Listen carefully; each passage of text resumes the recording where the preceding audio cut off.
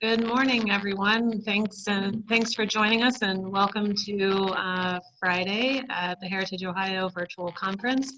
I'd like to say a thank you to our sponsor, the Gossman Group. Sorry about that, Craig. Didn't mean to mispronounce your last name. Gossman Group. Craig's out today, so he would normally be doing a little intro for us, but he's not in today. I'd like to say. Feel free to ask any questions as we go through. You can type those into the question and answer box. You can also type questions and comments into the chat box if you'd like. I'll keep an eye on both of those. And Ben will be taking questions about midway through the presentation and then also at the end. So at this point, I'd like to turn it over to Ben Levenger. Thanks, Ben, for being here. Absolutely. Okay, so today we're going to talk about economic development, and I know it's as we talk about a Main Street, you guys have your economic vitality committees. What we've seen over the past couple of years is some ill-formed plans, people trying to jumpstart, get things going, but they're not really addressing the simple question of who and what before when. They're trying to get things going in the wrong order. So today we're going to talk through some items, and we're going to talk about what the quote-unquote normal development process is.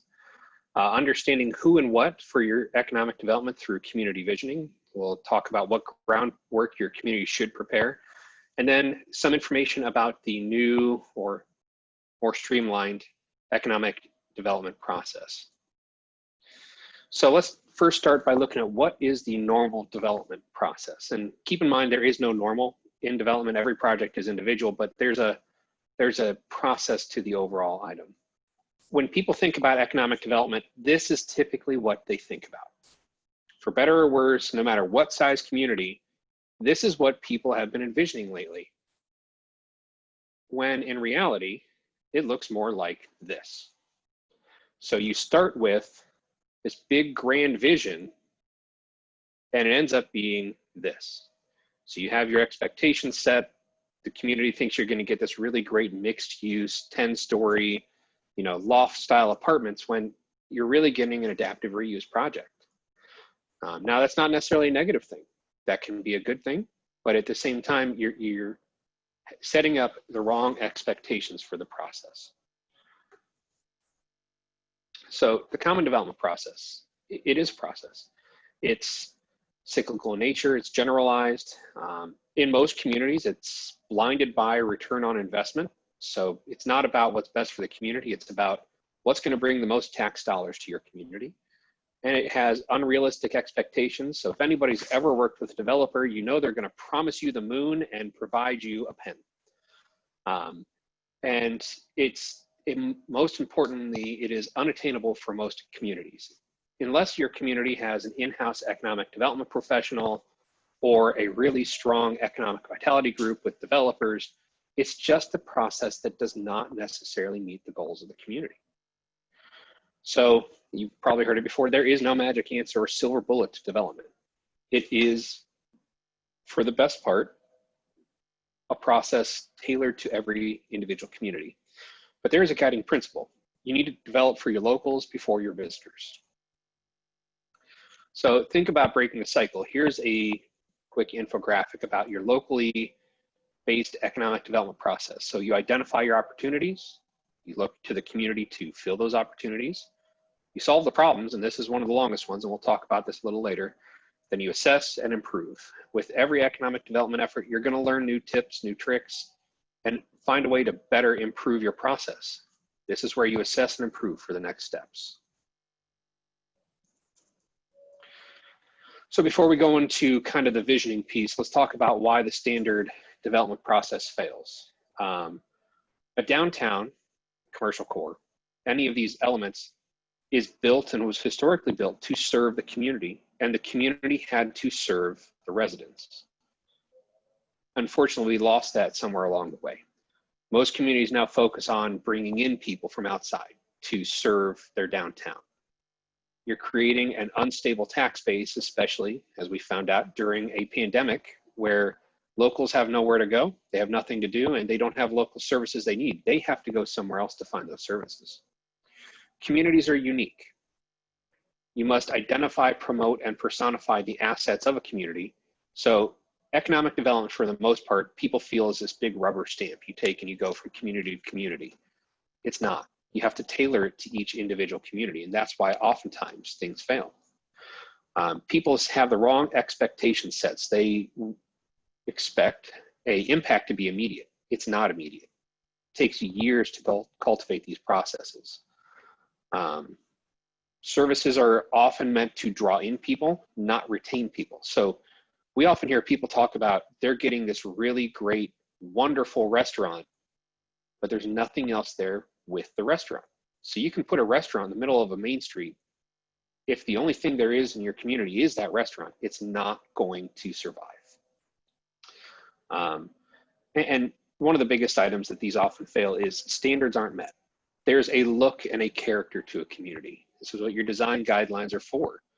You have to identify it and make sure your development, your scale, your duration, your intensity all meets that specific character. And those are the most common reasons. Everybody has their own, but those are the most common reasons why that standard economic development process fails, and why we strongly recommend kind of shifting it toward a more local-based economic development process.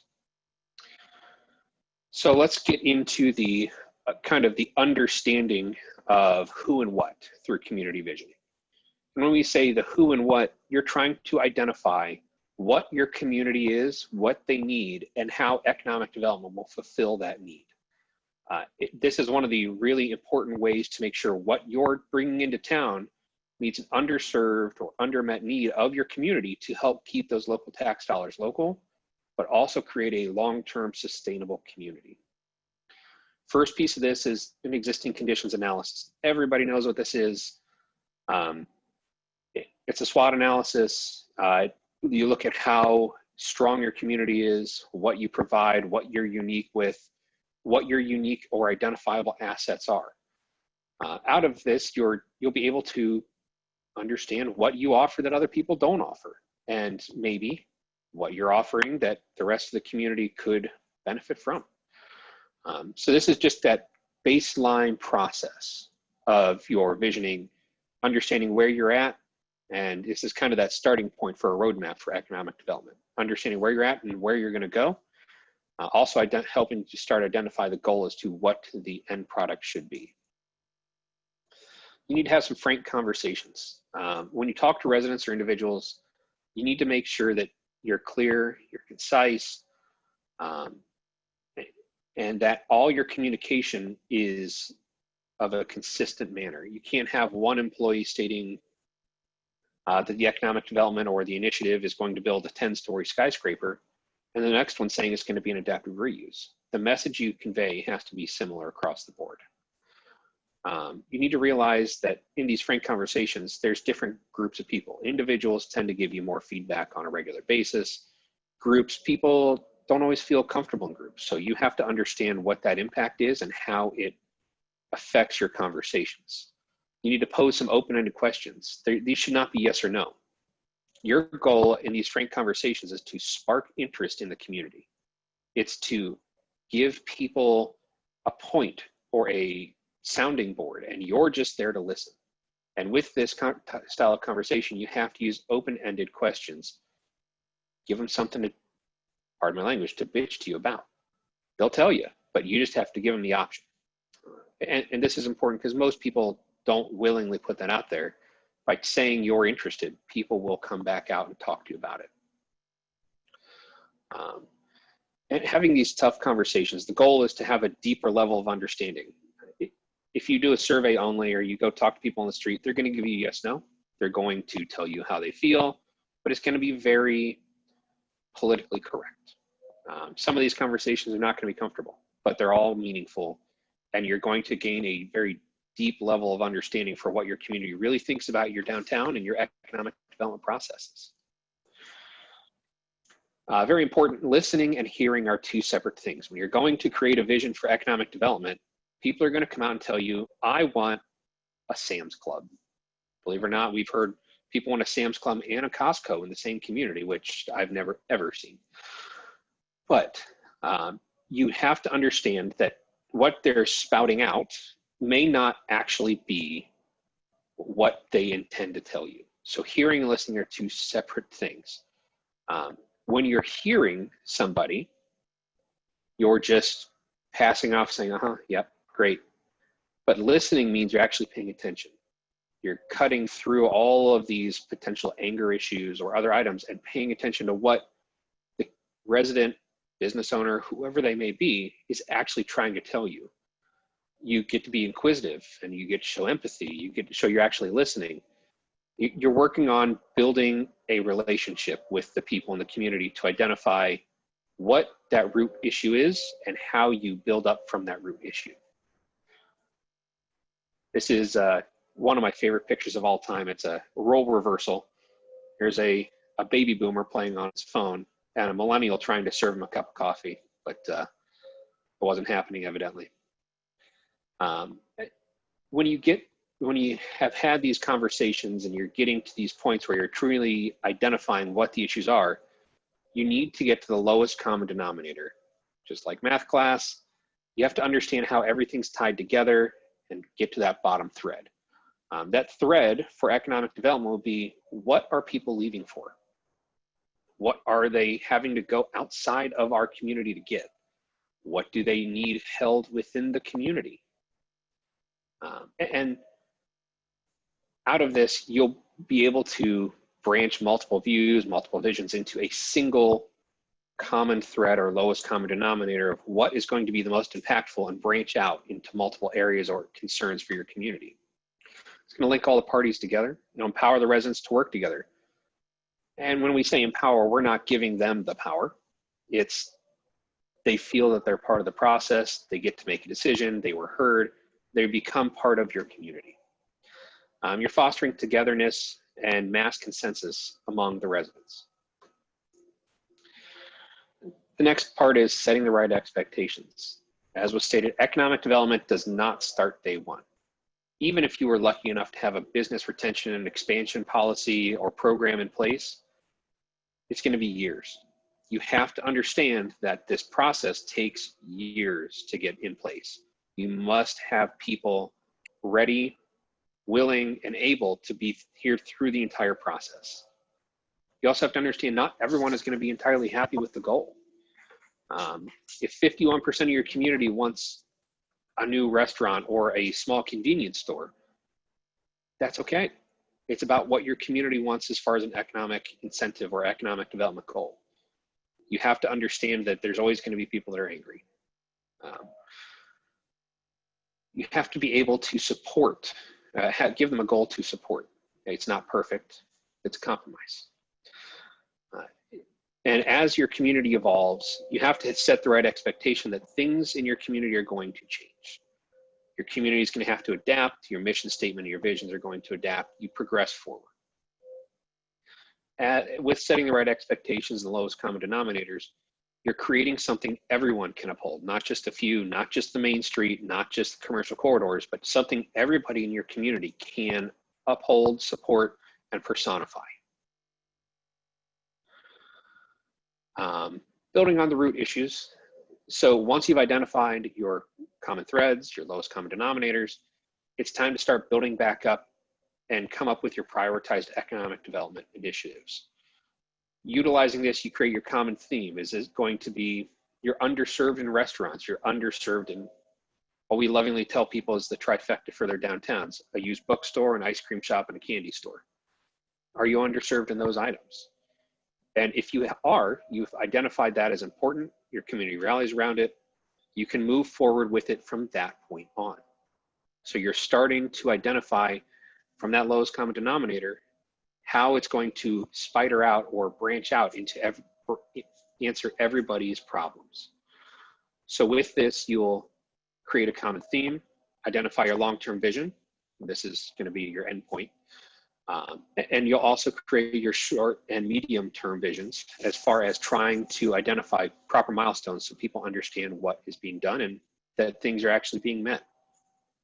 You can create your mission statement, create a variety of nighttime activities in your downtown through economic development, something as simple as that. You can create checkpoints, performance indicators, anything where people are seeing progress. Economic development is about people seeing progress, improvements, something. They have to see that something is continually being done. Otherwise, as many people know, if you put in a storm sewer that's $10 million in your community, people don't feel like you've done anything. You've made your community infinitely better by serving them with a basic need, but they don't see where that money went. And with economic development, you have to show them that it's working. You have to make sure the milestones are attainable and hold people accountable for that. Now that you've had the vision of where you were, where you're going to go, and the roadmap between it, you need to test, refresh, and repeat. In order to make sure the community feels that they've been heard, you need to make sure that everybody has an opportunity to, went too far. Everybody has the opportunity to give their feedback in the process. With this, check through the way, make sure people understand what you're telling them, identify what needs to be done, and test your vision, test your goals. And if they're not right, change it.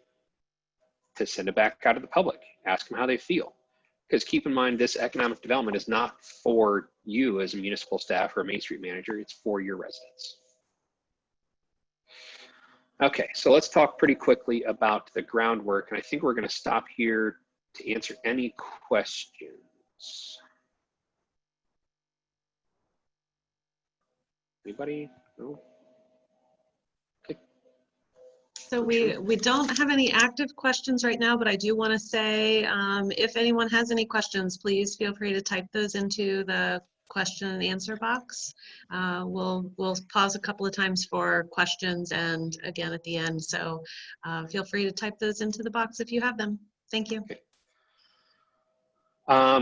So when we talk about economic development, there's always this concept of the silver bullet or the chicken or the egg. Which one comes first? And there isn't an answer in every community, but there is groundwork that every community should prepare to prepare yourself for economic development. With that being said, one of the biggest items is a gap or a market analysis. With this, you'll be able to identify your under or oversaturated services, where you're deficient, what that means as far as tax revenue, how that impacts your community. You need to identify these quote unquote gaps, and I believe National Main Street still has their tool active to help you with this. But if they do not, and if you do not have access for your community, go ahead and try the Esri Business Analyst tool. You get, I believe you get 1 month free still. So if you are interested, you can go on and pull a report like you see on the screen. Anything that is in red is bad on these reports. That means you're oversaturated. Anything in green means an area where your demand is not currently being met. So that's just kind of a quick refresher into what that means for your community on these reports. When you identify these gaps, it's not necessarily just about what you're missing. It's about identifying what is the biggest change to your community. If you know anything that they need, what's the impact of a beer and wine and liquor store? How about a specialty food store? Even a grocery store. We've worked in communities that don't have a grocery store. So that's where identifying this gap comes into play. Your legislative and regulatory review. This is one of the hardest, most challenging, and quite frankly, often changing parts of preparing your community for development. So when you start talking about this, people always say red tape. Red tape is not necessarily a bad thing. Red tape is the collective vision for your community. It's the standard that your community set as to what the look and feel of your community is.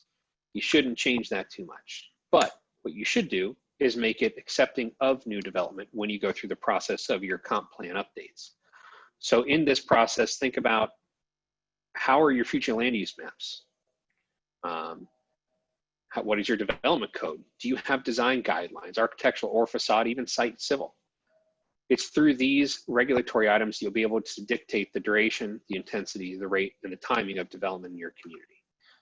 We lovingly call it the dirt of development, but and if anybody has questions on that, feel free to reach out, but we can give you some suggestions there.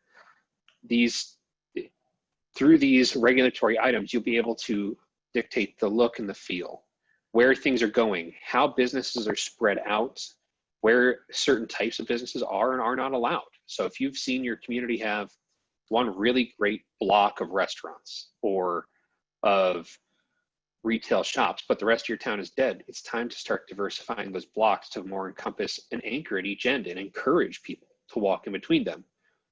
That's where this future land use design guidelines starts to play into the process. You can help dictate that. You need to do a building transformation strategy. With this, it's an adaptive reuse project, but it has a few other items. You look at the building, you put, say there's some sample floor plans, before and afters, but more importantly, you're creating a vision for the building. You're outlining what the highest and best use is. You're preparing pro formas. You're outlining to a developer what the most return on investment would be, how you can improve the building, not just on the first floor, the second and third floor, how you'd make changes in the building, what it would be as far as costs, and everything from A to B. It's often something that can be taken to a granting agency after you've owned the building and help acquire funds to make the building white shell ready or development ready as a way to attract business. One of the items we usually hear during these processes is ADA applicability. ADA is an important item, but it is not a reason to stop adaptive reuse projects. Don't let this be the reason your community decides to tear down its historic buildings. This picture is from a community that they decided to tear down that building because the front door was not 34 inches wide for ADA accessibility. It's the only reason, but they tore down that building for that sole reason. It just doesn't make sense to do that. You need to work with your code enforcement to identify what your minimum requirements are for your local jurisdiction for ADA, both if your local jurisdiction has more stringent ones or if you follow the national guidelines. And it's important here to have a good architect. If you have a local architect, I would strongly encourage you to invite them to your board. Have them sit on the Main Street board. Make sure they can give good feedback. They can walk you through this process. They can help you understand what is required, if you need a lift, if you don't, if you meet the requirements on the first floor for having enough space. It's important to make sure that they are part of your team, to make sure ADA applicability is part of your adaptive reuse or building transformation strategies. At the end of the day, these transformation strategies will put into place a series of opportunities for each business owner. Many business owners have been reluctant to put money into their property because they don't have money. You need to boil this down to dollars and cents for them. If you were to renovate your upstairs, you could create an additional $2,500 a month in revenue, which means you could pay off that $60,000 renovation work in 3 years, 4 years. Help them see what the term is for that. The next item most communities should prepare is a due diligence report. These are one-pagers front and back, nothing fancy, but they outline all the pertinent information for your vacant or underutilized buildings. They are kind of the marketing piece, your one-sheeter or your direct mailer for your vacant or underutilized buildings. It's a great way to work with your realtors to gather the information and put all the information onto one sheet of paper. These are often considered due diligence reports because a developer will come in during the first 30 to 90 days of the process. And what they do is called their due diligence period, where they're coming in and evaluating what their community does and how their business could work or what type of services would best fit into that building. You're taking that step off the developer's plate. You're helping them understand what the community is and what it can provide as far as income. You put some building information on there. You put some sample floor plans, before and after renderings, any information about the building, what the last upgrades were, HVAC, electrical, what your average median income is, what your undersaturated goals are out of your gap analysis. And you can actually create a document or a Rolodex of these for all your underutilized buildings and identify where things are coming into town. This is where you can work with your chamber or sometimes with your Main Street groups as well.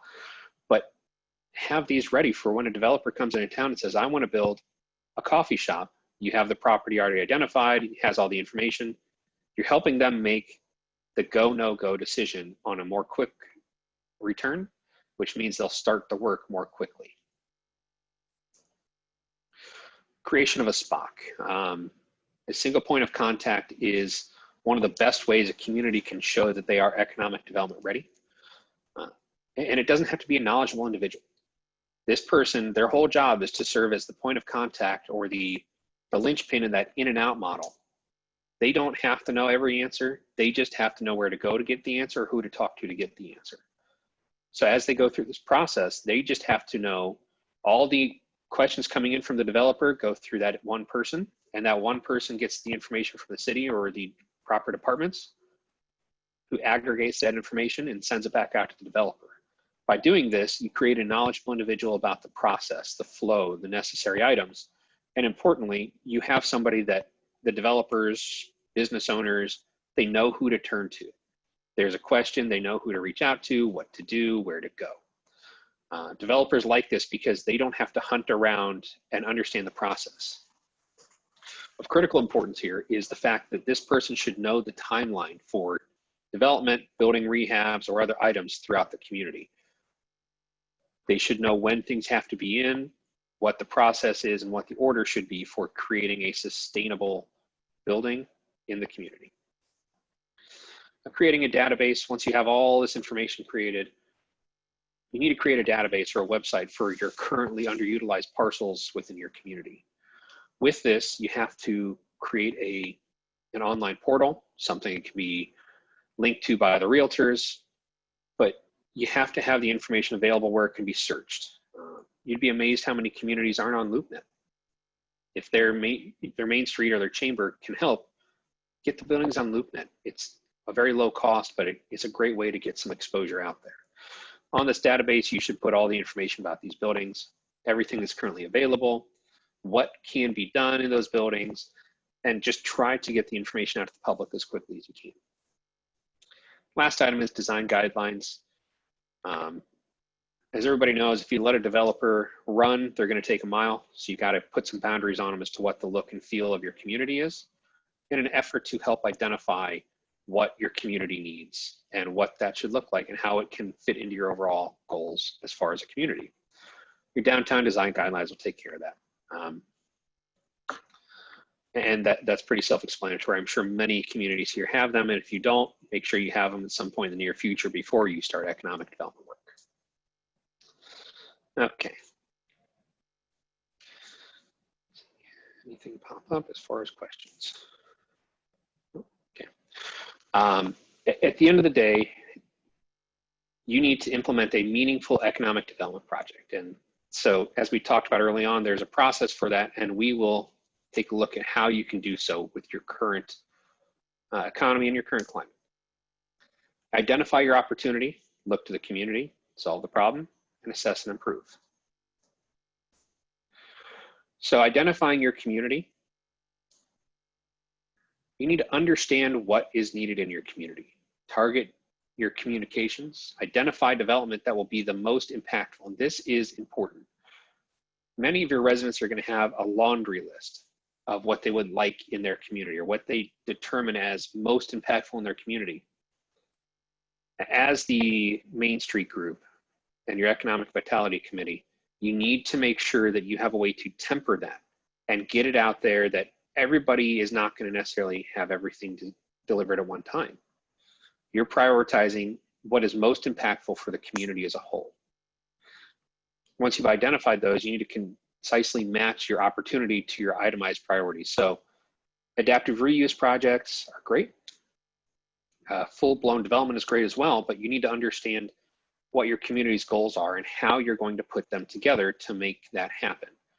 Out of this, you'll be able to identify what opportunities your community currently has, how you can make the most of them, and what ones are the economic development term is the lowest hanging fruit. Which one is going to be the cheapest to implement with the least amount of time and be the most impactful. After this, we need to look into the community. And when we say that, it's not necessarily to try and get a local developer, although Small Nation does a very good job of that, and I'm sure everybody knows who they are. You need to look into the community to empower your community to help make these changes. And it's not just about buying buildings. It's not just about creating a one person to own all these local shops. It's about creating a group of locals that are vested in your community. So you need to identify local partners who can work collaboratively.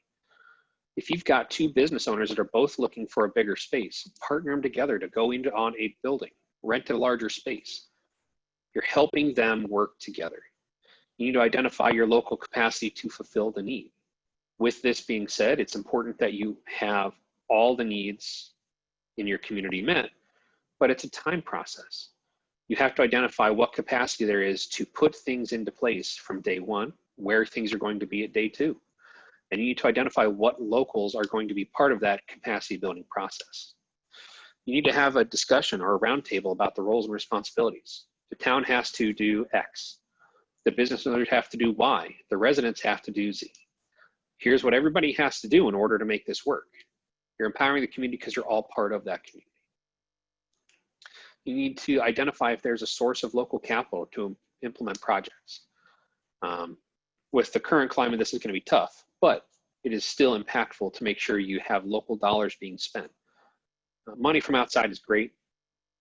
And we often hear people sit and complain that they don't have private developers coming in. Private development money does not stay in the community. By the numbers, if you buy local, 60 cents on the dollar stays local. If you don't, and you go with a private development type of situation where you attract, less than 30 cents. So find a way to source the local capital, fundraising campaigns, whatever you need to do. Heck, we've seen some communities even go down the process of having a partnership with businesses for grants. If the business has identified a grant that they would fit for, they work with municipality or a local nonprofit to capture that capital and implement the project. You also need to work with the municipality to identify any roadblocks and provide assistance. Again, this goes back to red tape, but you need to look in your community and understand who can help cut through that red tape. It's not about getting rid of it. It's about working with it and making sure you have everything you need in order to push through that red tape. Solving the problem. This is by far the longest section. It usually takes years to have done. This solving the problem piece includes many things: creating your plans, identifying partners, matching funds to projects, and implementing the plan. So this takes you from catalyst ideas and identifying locals that can help all the way through construction. And the reason we've lumped these all together is you are solving a problem. And every step of the way, there are problems that you have to overcome. And yet that makes you a stronger group by overcoming these problems. So when you create a plan, we're talking about creating a plan that is specific to whatever economic development project you're working on. Business plans. Banks want to see your business plans. What you plan to do, how you plan to serve it, where your revenue is going to come from, and working with business owners to make sure they have a good plan in place that is not just pie in the sky, but it's actually driven by local-based results or case studies or other items that they can come up with. You have to have a financial or grant-making plan. Banking and lending and grant-making is one of the linchpins for economic development. You have to identify a strategy to get the grants in place or work with the bank to get the financing, because without this, it won't go anywhere. Your economic development is built on the dollars that are available to borrow, and every community has their own specific options. It's important to maximize those options. Leverage them where you can, and make sure that the impact is the largest with the least amount of money out of pocket from the property owner. Timing and coordination plans. This is something that most communities actually don't do. This is something where you set the proper expectations with your community. You outline what your expectation is. Construction documents are going to take 6 months. Groundbreaking will be 6 months after that. Final construction is 14 months after that. You're helping people understand that this is a process. You've done the homework to know what your times are. Your coordination plan is specifically about who has to do what and when. And with that, you have to identify what partners are involved in this. Your construction documents, everybody knows what these are. They're expensive, but they are required. They help you understand what your problems are before you get to them. Permitting and environmental clearance requirements. This is for built environment as well as sites. Do you have any issues? Brown, gray fields at this point. Or do you have any asbestos or any hazardous materials in your building? It's important to make sure you understand what's there, create a plan for that. And inspections and licenses.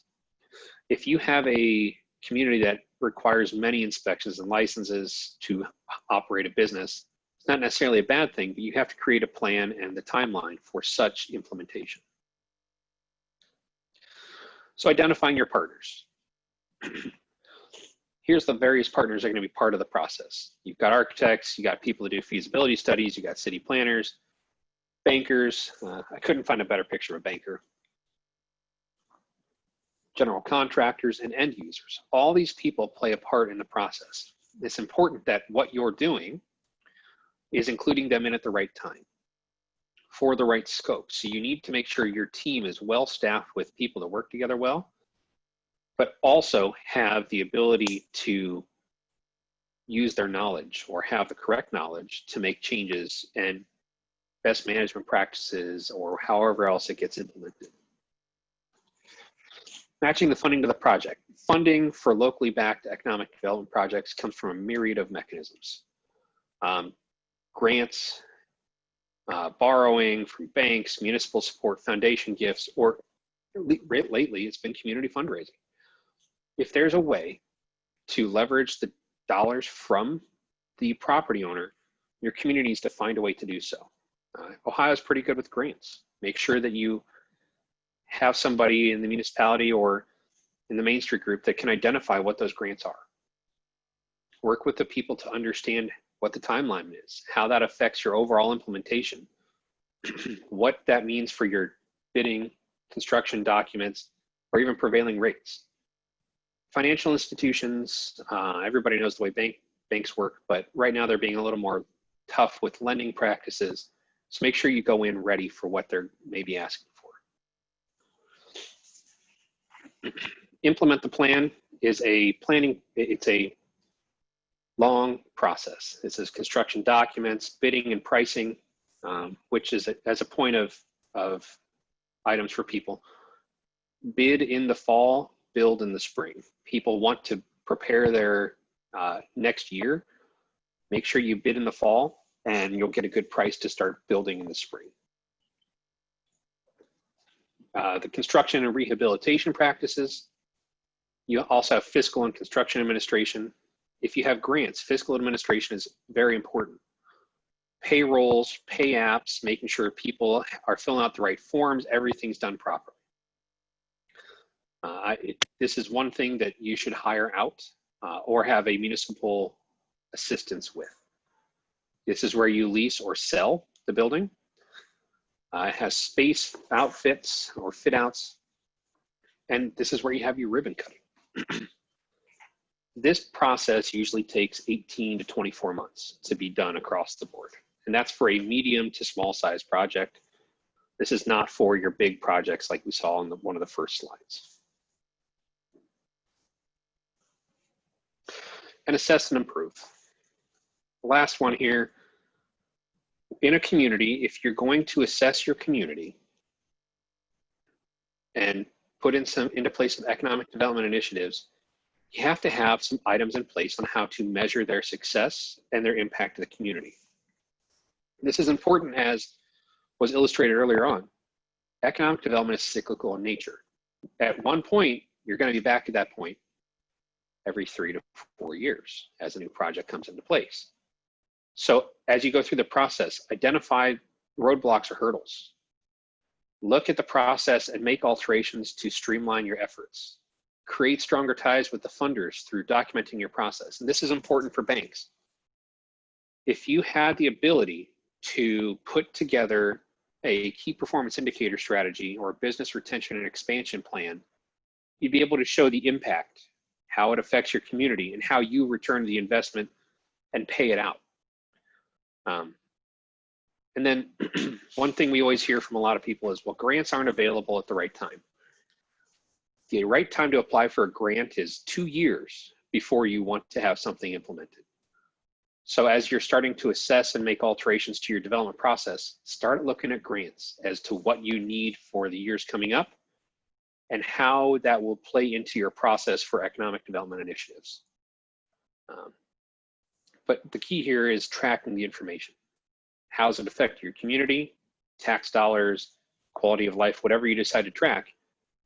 Look at that, assess what that last development did to your process, and change how you do it to make sure it's more streamlined, it's more effective, however you want to state it, but it's a process that is easier for people to follow and easier for people to implement projects. And that's it. If there are any questions, we can take the questions. We left about 15 minutes for questions. Thanks so much, Ben. Just a little quick reminder, you can use the question and answer panel for questions, or feel free to just type them into the chat box. And I wanted to make sure that everyone's aware that PowerPoint presentations and the recordings for these sessions will be available to you at the end of each day. Those emails should be shared each evening. Or evening or morning next day. So we have one question that came in, Ben. Since no one, let's see, as the economic slowdown from the coronavirus pandemic continues, what advice do you have for communities looking for ways to help their small businesses and tourism-related businesses?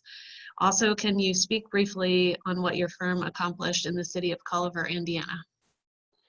Sure. So as far as current economic development, that's a tough one. There is not a necessarily perfect answer for every community. What I would tell you is if you are a tourism-based community, it's time to diversify your local economy. And I'm glad you brought up Culver, Indiana, because they had the same problem. They were based off of local tourism. Their whole year was based off of a 90-day kind of tourism window, it looked like. And what they had to do was reinvent their local economy to have more services for their residents, something that may be able to meet the demand for local needs, but also the tourists as well. With that being said, as far as what you can do in your community, you should look at how to diversify your assets. How do you identify your community as far as what can be done with what you currently got? Think about how can you improve your businesses, is not necessarily with money, but how do you help them market? How do you help them diversify their building? How do you get their income stream to be more sustainable? That's what economic development has become over the last 90-ish days. It's not about big dollars anymore and bringing in big development, unless you live in Colorado or one of the Western states where that's all happening still. But it's more about how do you create a business that is long-term sustainable and can overweather these goals. And every business is different. What I would tell you is it takes sitting down with each business to understand where their gaps are and help them come up with a strategy that will fix that long-term. As far as Culver, we've helped them identify what businesses to bring into town, and they are going to work with that. As I understand, one of the biggest items was potentially what we termed a general store, but I think the picture we used was Woolworths. If everybody remembers a 5 and dime, they don't have everything, but they've got a little bit of many things. So their residents had to travel a long distance to get many of their daily goods. So by providing this type of a store, it gave not just the residents a place to visit, to buy things, but also the tourist forgot sunscreen or the camper forgot a cast iron pan for the campfire. they've got everything they need in place in town at that point.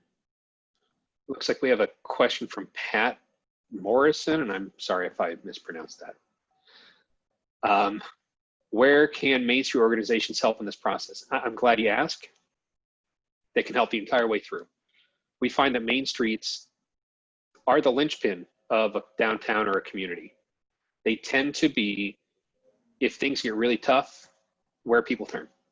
So you've got to make sure your Main Street knows how much of your buildings are used, what assets are available in your community, and it's really up to the Main Street to answer and do the dirt of development, the duration, the intensity, the rate, and the timing.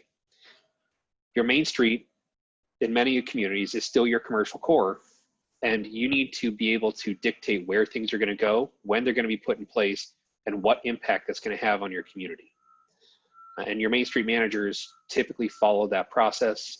It also follows the Economic Vitality Committee to make such assistance in your community. Some of the low-hanging fruit for Main Street organization: get those due diligence reports done. Create a spot on your website or partner with the chamber to get these reports ready and put them out to the public. Get the knowledge out there about what spaces are not currently rented. Stay on top of that. It doesn't take, if anybody wants a template for those, I'm happy to share our template, but it takes a couple of minutes to prepare these documents. You need very little information from the property owner, but it's a great way to get things into where they're going and help start dictating that dirt of development. It's like Judith Lamp. I am struggling right now. My tourism clients want one type of business. My general public works wants another. We are a very strong tourism area. Struggle with who you cater to. And I guess, Judith, help me understand a little bit. Your public works, is that I assume you're talking about your public. Is your residents and your tourism clients are also your residents, or are they small business owners? Judy's in Millersburg, and I think she's talking about the people who come in from out of town because of Amish country, and Furniture. then the residents who actually live there. Yeah, okay. Yeah. So, and that's a tenuous relationship for economic development.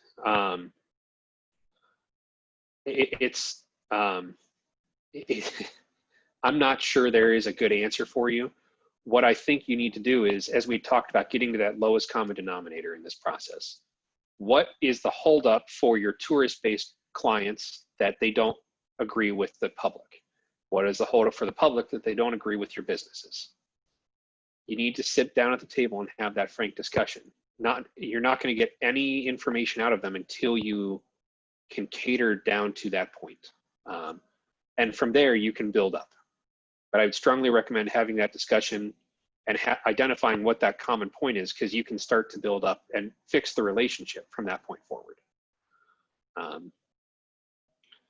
can tell you I've been to your community, and I didn't see many public or local residents. We were all tourists, and I'm sorry about that. But that's, go ahead. Go ahead. That's just something that I would strongly recommend, is talking with people to identify what those issues are, and that's the frank discussions portion. What I'll do for everyone who's requesting the template for the due diligence reports, Ben, if you just want to email those to me along with your PowerPoint, then I'll put them in the folder Sure. so that everyone can have access to that. And then for the Main Street managers, I can share those documents with you in the listserv or on the Facebook group. Another question: what grants are available to Ohio communities looking to sponsor economic development plans? Okay. The number one that you guys can do is a USDA Rural Business Development Grant. It is a zero match grant. So make sure yours will come out in March of 2021. I would strongly recommend working with Heritage Ohio to put together a joint application among many of your communities. This is something that can be done as a group effort. We've helped other states through that process, and the group applications get favorably approved because they have a larger impact. And if anybody has, I can give you a cut sheet for that RBDG grant from USDA, if anybody would like it. And Ben, if you wouldn't mind, if you also have direct links to, you know, I know the USDA website, even I find it a little confusing to know if I'm on the right grant, because Yep. there are lots of different names floating out there for different things. Yep. And they actually have a cut sheet, a one-pager for the grant. Great. So I will ship it out. It has active links on it. Oh, great. Awesome. Everything you need is there. Municipalities, townships, local government entities, nonprofits, they're all eligible to apply. You get a once-a-year funding stream. I believe the state of Ohio gives out about $200,000 a year for this program. Great. So, and again, if anybody, we've done a few of them. If anybody wants a template type of application, you can reach out as well. Well, unless you have other questions, feel free to type those into the question box at this time. For those of you who were here during the live session, thank you so much for tuning in. Be sure to join us for our next presentation, Creative Zoning Supporting Public Art in Your Downtown at 2 p.m. Francis, just a quick question. Yes, of course. I'll let everybody weigh in. We have the template for those due diligence reports in InDesign format and PDF. Which one would everybody like? I would say PDF. Okay, fair enough. Great. That was it. Thanks so much, Ben. I really appreciate it. Thanks again to the Gossman Group for sponsoring today's session. And we'll look forward to seeing everyone here at 2 p.m. this afternoon for Creative Zoning Supporting Public Art in Your Downtown. Ben, thank you so much for your time and attention, and even for being here first thing in the morning after some late night travel. So I really appreciate you coming in this morning and doing the session for us. Absolutely, not a problem. Thanks so much. Everyone have a nice afternoon.